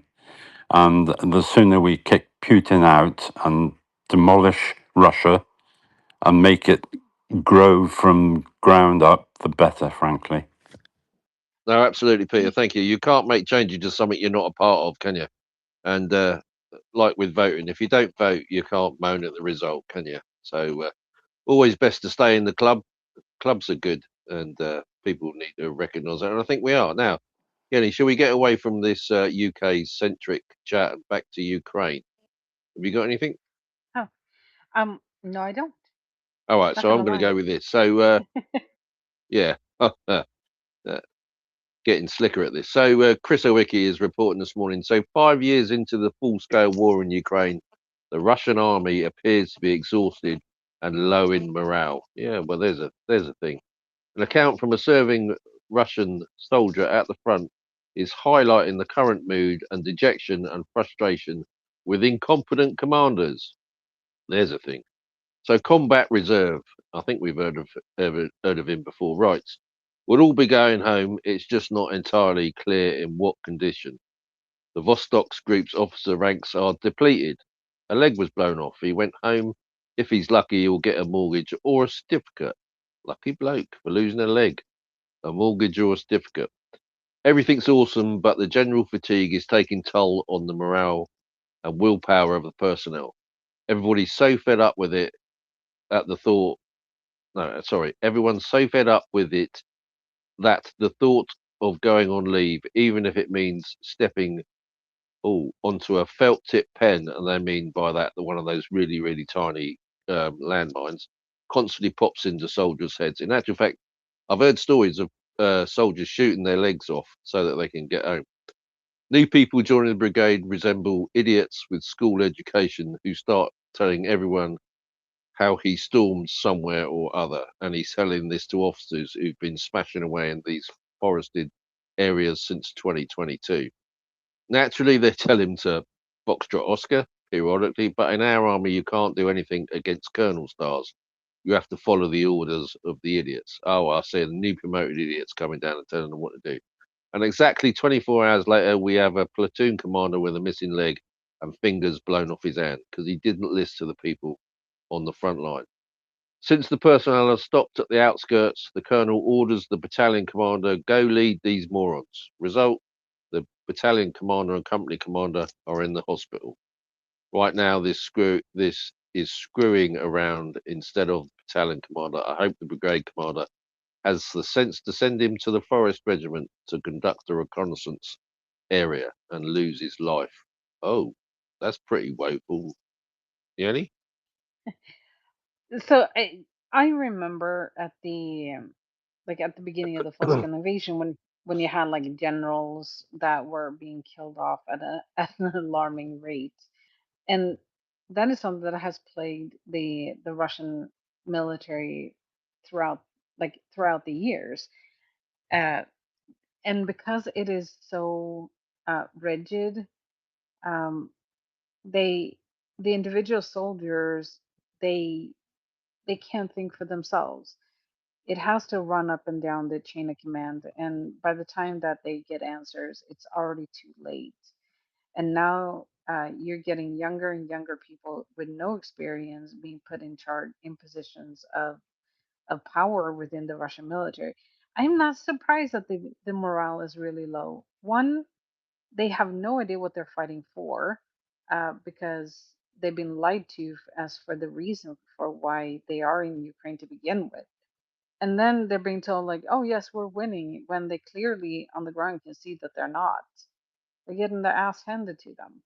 And yes, the Vatniks are out in droves saying, oh my gosh, Russia's winning, Russia's winning. I don't see why Zelensky doesn't just give up. That is Russia. They, just disinformation. They're not winning, they're losing. And they know that they're losing. The people who actually make decisions, they just can't tell Putin. And I don't blame them. Would you want to go into the office and tell Putin, hey, you know what? We're losing. You know you're going to lose your head if you do, or you're going to take a very short walk out of a very tall building from the top floor. I wouldn't want to give him that kind of information either. And then you end up with this. And this also, you know, beats the morale into a pulp as well when it comes to the poor soldiers who are stuck in these positions on the battlefield. I wish I could feel sorry for them. There have also been reports of soldiers actually turning on their commanders because the commanders refuse to back off, and so they end up shooting them. You know, just saying. So it must be horrible. Couldn't happen to more deserving people.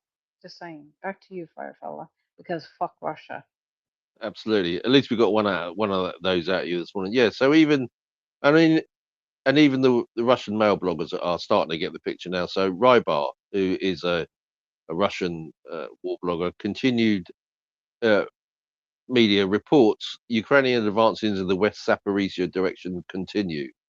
He writes, unfavorable dynamics persist in the Kamatez Plavenia area. Ukrainian forces, after capturing Primorsk, now the Russians have said that they've taken Primorsk, I don't know, 15 or 16 times. They haven't. It's under the control of the Ukrainian formations.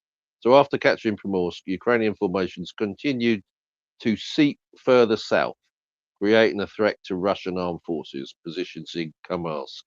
So actually, slowly but surely, and in every direction, Ukrainians are pushing forward because, like we just said, the morale and the logistics is just woeful on the Russian side at the moment. So all those that are saying stuff's not happening and Ukraine are not pushing forward, they absolutely are. And I've put a couple of things in there. So War Mapper, easy Ukrainian. War Mapper update, source front. So Ukraine has taken plus 8.5 square kilometers. The AFU south offensives south of Zaporizhia continues to see successes, with Ukrainians advancing along the eastern bank of the Dnieper River and from there capturing the entire southwest of Stremorsk, as well as entering the northwest part of Plavina. Footage has shown that the fighting has reached the central part of Plavina, which is in the grey zone currently sits. So they are absolutely pushing forward. So they cross the river, they're pushing forward and pushing the orcs out everywhere, which is really good news. Now, who wants to come up? Will. Welcome up, Will. How are you today, That, sir? good, thanks, Firefella. G'day, Jennie. So I want to tie something together that we've reported on, but I'm not sure everybody's grasped the connection here that might be here. Essentially, I don't have any idea what's happening, but I'm going to tell you exactly what's happening. Um, you mentioned that Dubna, the radar control facility, was hit overnight again for the second time in a week. There was another one in Kirov that was hit about the same night. Dubna was hit the first night, and there is another one that was struck in Minievo last night as well.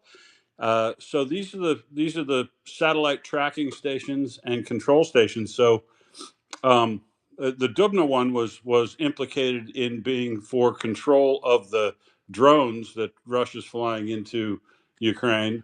The I don't know what the other two do, but they either work on that or they work on just positioning and controlling the satellites themselves. And if you look what's up that those three facilities, it seems fairly obvious to me that Ukraine is trying to knock out control of the satellites or the primary stations where they're controlling drones from, in conjunction with them getting the radar or the relay station shut down in Belarus by threatening Lukashenko, and they have shut those down and haven't restarted them. I think what Ukraine's trying to do here is eliminate the Russians' good, solid control. They're probably having to go to their secondary control means, and they won't have as good a control of where those things go or communications en route and things like that. I think that's what's going on here in combination of these things going hand in hand. I just don't think it's a I don't think it's too much of a coincidence that in the day after and 3 days after they forced those relay stations to be shut down, that they're now hitting the radar control stations for satellites and drones. Yeah, Ukraine doesn't do anything on the fly, does it? There's always a plan behind everything that they do. Couldn't agree with you more, Will. Karen, welcome up. What's your question? Well, I have a question for Will. You remember the successful strike on the Orenburg gas processing facility in Russia? Okay. Well, it's like throwing a stone in a pond and watching the ripples and the repercussions. Germany gets a lot of gas from coming out of this particular plant. But what was interesting to me is this gas that comes from the Karachaganak oil and gas condensate field in Kazakhstan has the raw gas that comes out of there.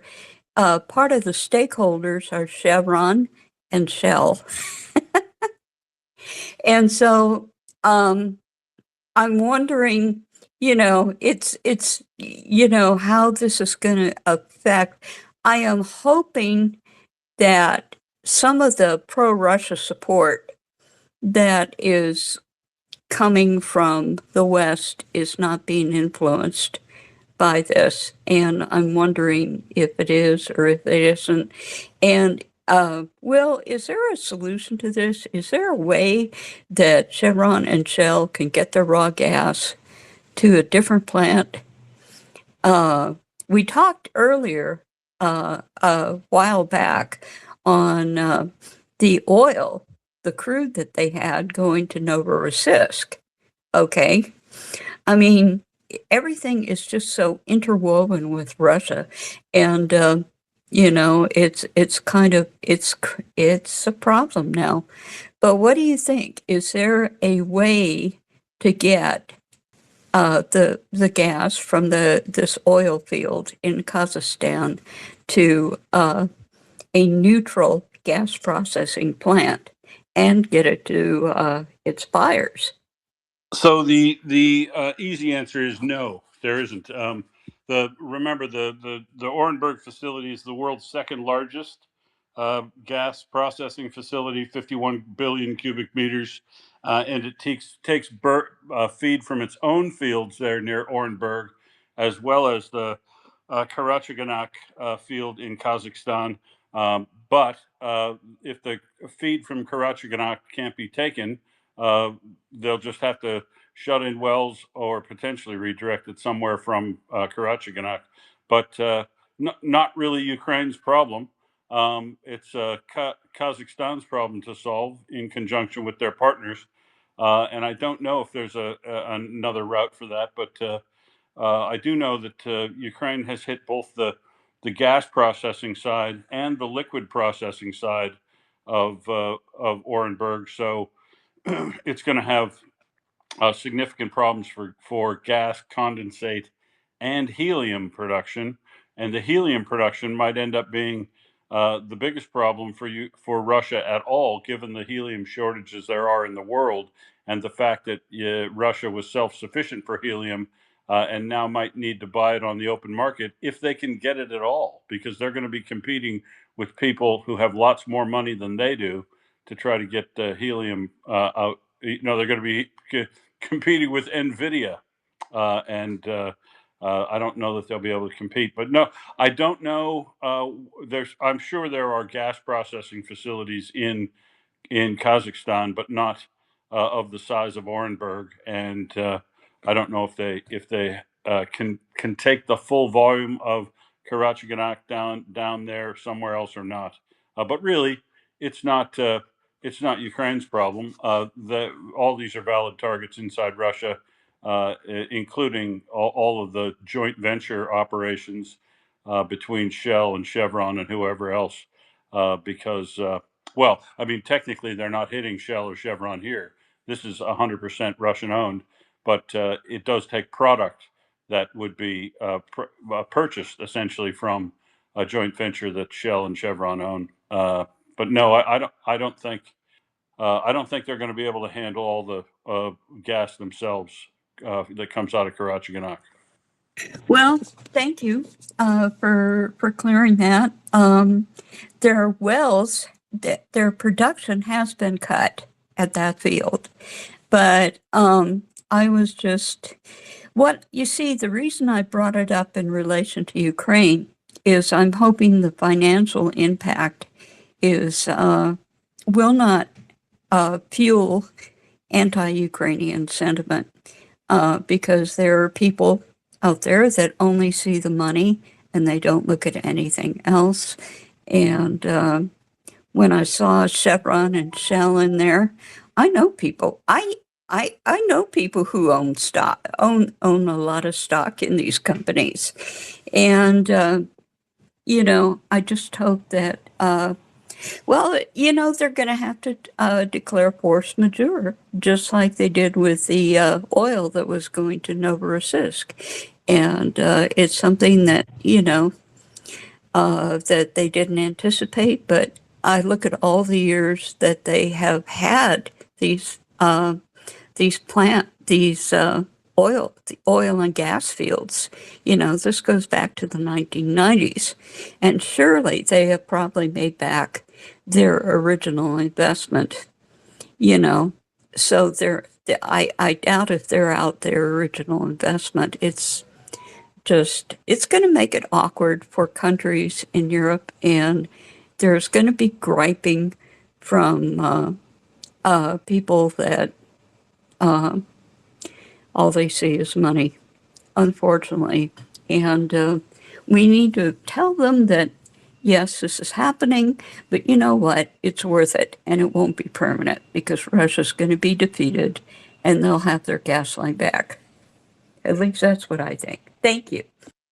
Well, thank you, both of you. Peter, go ahead.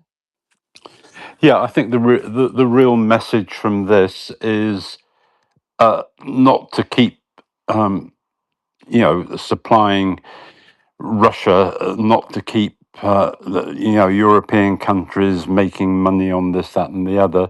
The message here is finish the war, supply Ukraine with everything, and get it done. Because this could have been finished probably 2 years ago if we had properly supported Ukraine.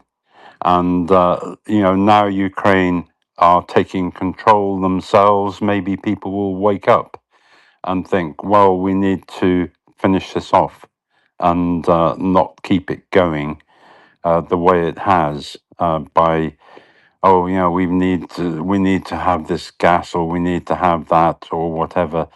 The momentum is with Ukraine, and that momentum needs to build, not come down. Anyway, that's just my opinion. I agree. This war could have been over a long time ago, but something that we haven't done yet is talk about the fundraisers. So We do have a number of different fundraisers in the nest, and pick from one of those. We have vetted them so that we know that the money actually goes to what they say they are doing, and no donation is too small. I just wanted to say that because even small donations make a big difference. And if you have the opportunity when you're donating, especially on Give Butter and War Doggo's fundraiser, then you can leave a message for the soldiers. And please do send a message to them because they do read them, and it makes them feel a little bit less lonely, and it makes them feel like Ukraine hasn't been forgotten. I In Sweden, they are fairly good at keeping Ukraine at the forefront of our news, but increasingly I'm seeing like less and less. I have to actually dig in on the different news sites to find the updates of the Ukraine war. And this is even though I actually clicked show me this content, and I'm still not getting as much as I used to. The war is still going on. They are not alone. We are still standing with Ukraine. And the way that we can really show the defenders is by helping by donating to the different charities that are out there. But if you're not going to pick one of the ones that we have, do the vetting because there are grifters out there, people who are not really helping Ukraine. They're actually damaging it. But you can what I usually make a joke about is you can save lives by skipping your latte at Starbucks. You'll be saving more than one life because you will have contribute. If you donate the money you would have spent on that sugary coffee, you will help a defender survive to come back home to his family. And also, because you're skipping the latte, you will save your own life, and that will go a lot further. Don't feel like if I donate to, for example, April Huggett and not Becca, then I'm depriving Becca of much needed aid as well. No, you are not. The charities, the good charities actually work together. Uh, I know this firsthand because I do talk to people, and I do know I talk to the medics on the front lines, and I talk to more charities than what we have here in the nest. And the good charities, and this is how you can tell it's a good one, they actually do cooperation across their fundraisers because ultimately the goal is to make sure that Russia fucks off back over to their side of the 1991 established borders. So please do consider uh, donating and really consider leaving an encouraging message for the defenders that do read the messages and feel less lonely and more supported. Uh, yes, this is a shorter version than me going through all of the fundraisers. We have them. Hopefully, we will start working on like a link so that there's one that will take you to the many different fundraisers that we do support. We do support two frontline medics. You have Richard Woodruff that he builds drones and also does humanitarian aid. And I'm going to miss some. I know that. Um, and you can also buy books. That's also a great way of supporting. You have one of the co-hosts at the Nahum. This again, you're doing two good things. He does donate all the money that he would have earned by selling the books. He is actually donating to charities. You're getting a book that mean and you're reading the book that means that you're getting a little bit smarter. That's a positive. And you're making a contribution to the defense of Ukraine. I think that is as much as I'm going to plug the fundraisers. I do think it's important to mention the fundraisers because that is actually why we're here. We're giving you news, but also we're here to support the defenders of Ukraine. Back to you, Firefella. Thank you, Jenny. Absolutely, really, really important message, people. And actually, couple of things on that. So, yes, if you're going to donate, please do. But the message is just important as any donation that you make. Always helps. And also, to fight the algorithm, uh, keep liking and reposting stuff to beat Elon Musk's attempt to shut us all down. That's really important. Now, Will, whilst you're here, sir, Chris O'Wiki has put something. I've sent it to you in the background, but also I put it in the nest. Would you like to make comment on it, or should I read it and then you comment on it? He's not there. Well, all right. In that case, then.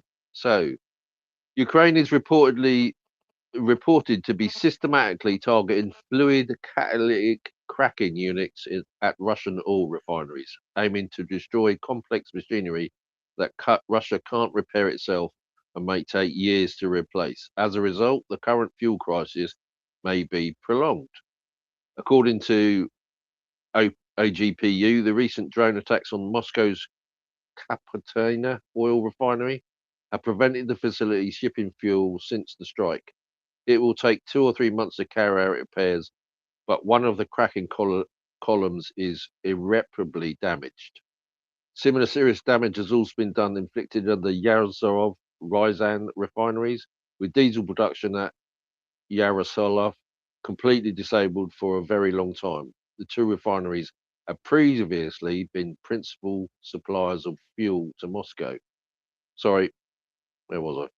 Supplying So, fuel to Moscow. yeah, the Nogosinsk oil refinery depot east of Moscow is now the capital's main supplier of diesel and gasoline, but does not have anything like enough capacity to fully supply the capital, let alone the wider Moscow region. Whereas Ukraine has previously targeted oil storage tanks, which can be replaced fairly quickly, yeah, the cracking units are a much more difficult proposition. Due to Western sanctions, they can only be now ordered from China. Oh, so they're not making their own anymore. It takes about 18 months to build a new Kraken unit, with shipping and installation requiring several months more. A destroyed Kraken unit may thus take as long as 2 years to replace. Russia has turned to Belarus, Georgia, and Kazakhstan to try to alleviate the current shortages, and China with to alleviate the current shortages with fuel and their own refineries. It has suspended fuel exports from its own refineries. It is also shipping fuel from Russia-owned refinery in India back to Russia. Within Russia, the regions of Dagestan are reportedly considering allowing so-called micro refineries, which caused catastrophic environmental damage when they were last used during the 1990s to early 2000 period, to be reintroduced. Will, are you back with us or not?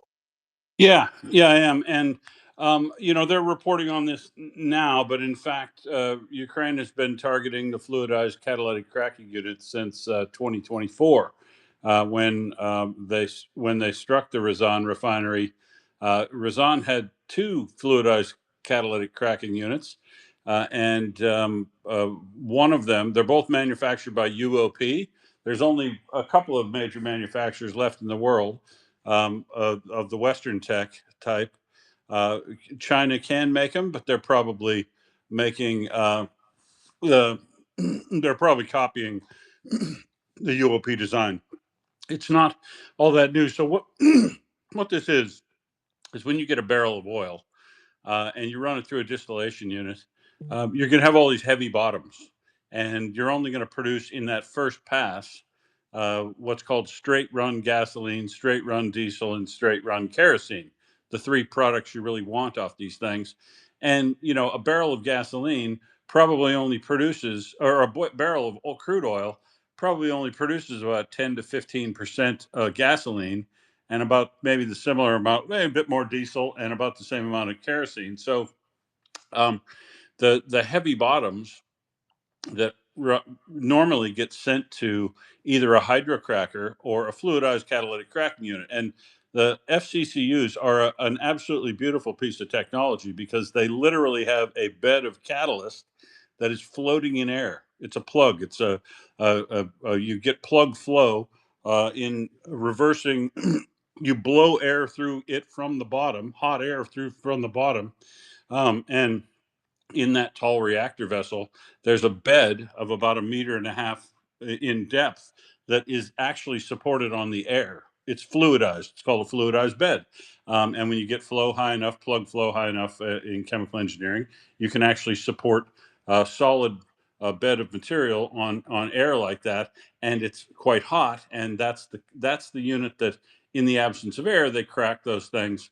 They crack the molecules of the heavy bottoms into small gaseous material, and then they send that off to a separator, and they send those small particles that they've broken it up into various other units that produce gasoline and diesel, so that they can maximize the value out of a barrel of oil and not produce a lot of heavy bottoms that are only good for diesel fuel for shipping and for bitumen and things like that. So the key to knocking out these gasoline, so all these things go into, I call them gasoline producing things, because the most valuable product out of a barrel of gasoline or a barrel of oil is gasoline. And if refineries, if an oil producer had their druthers, what they'd do is not produce 15% gasoline from a barrel of oil. They'd probably produce about 90% of gasoline from a barrel of oil. And I can do that for you if you give me enough unit operations connected together. You've got a fluidized catalytic cracking unit, and you've got an alkylation unit, and a polymerization unit, and a reniformer, and a propane deasphalting unit.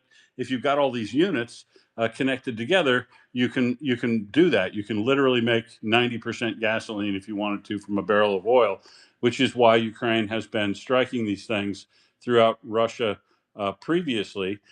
And when they struck the catalytic cracking units in particular, because they have a massive blower on them that forces the flow into this plug flow through the thing. Those blowers are the things that usually go out, and are the catalyst is high tech and the blowers are high tech, but the rest of it is not incredibly. This is fluid. FCCUs have existed for about 100 years. It's just that you have to manufacture them such that you don't such that they work at the high pressures and temperatures, and can take that rugged treatment, because the blowers are the things that usually go out on these things. And you might remember that in 2022, early 2023, when Ukraine first struck one of the two FCCUs at Ryazan, they had another one shut down for maintenance, and sanctions were on, so they couldn't get any help from Western UOP experts to go in and help them, and they tried to uh, do it themselves, and they had an industrial incident and loss of containment, which killed 3 people and injured about 5 others when they tried to start it up. And this is the problem with these things. I don't care if they can buy the technology from China at all. It's probably not going to be as good. Plus, the expertise necessary to start these things up and tune them are what the issue is. This is why you see Russia producing a whole bunch of crude oil and mazout. They're making, and they're starting up all these small micro refineries and producing as much straight run gasoline, diesel, and kerosene as they can, and dumping the heavy bottoms on the world market as just heavy fuel oil, which they call mazout. So Russia exporting large volumes of crude, maximizing their crude export, which isn't making them any money because most of it's going to India and China at vast discounts, and exporting mazout, which they're selling for next to nothing, isn't going to save them, and they are going to have to import gasoline, diesel, and jet fuel at the world's at the higher prices that we're paying now for those things themselves. This is further going to kill the Russian balance of payments in their budget, and it's a good thing. I'm quite happy about it. I'm always happy to see, like in Tumen, I'm always happy to see them hit the hydrotreaters and things like that. That means they can't produce desulfurized gasoline, diesel, and jet fuel, and anytime they hit the gasoline, the continuous reformers, cat crackers, polymerization units, alky units, all that sort of stuff. Taking those out means Russia won't be making gasoline and as much diesel as they were before, and they certainly won't be producing any for export. And remember, a barrel of gasoline sells for about 30 times what a barrel of crude does. So this is one of the main reasons these refinery strikes have been so beneficial to Ukraine, to stop Russia's cash flow, because they're reduced to selling the lowest value products at discount prices just to keep going. Thank you, Will. Hence why their economy is in the toilet, and I love that for them. More woe, and I just love that for them. So that's we're a few minutes past our time, Jennie. Are you okay to shut up shop? I am.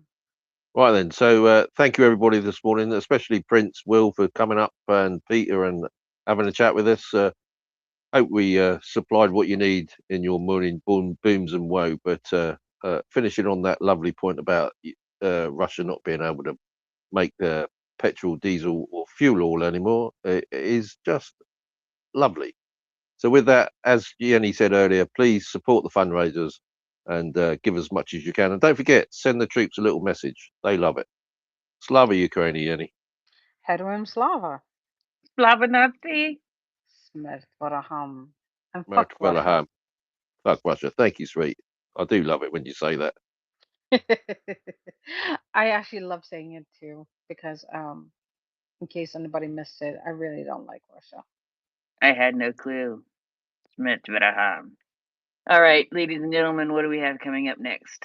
Later today, we have at noon Eastern, 7 p.m. Kiev. Looks like we have the Russia's Hybrid Warfare section with James and Vatnik Soup.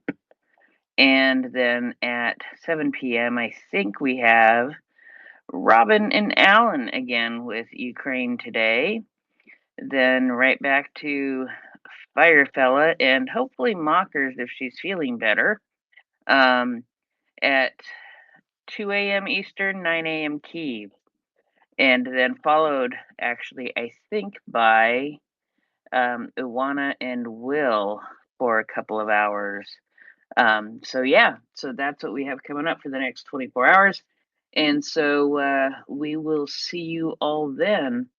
And with that, I will say a simple Skoropopotamus. Papachimus.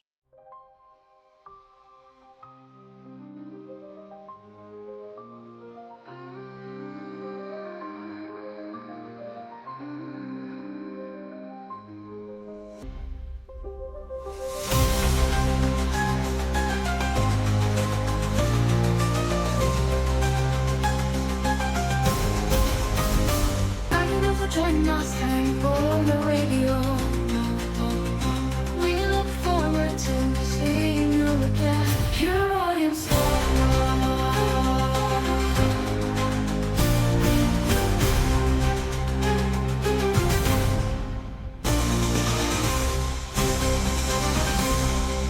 Your audience.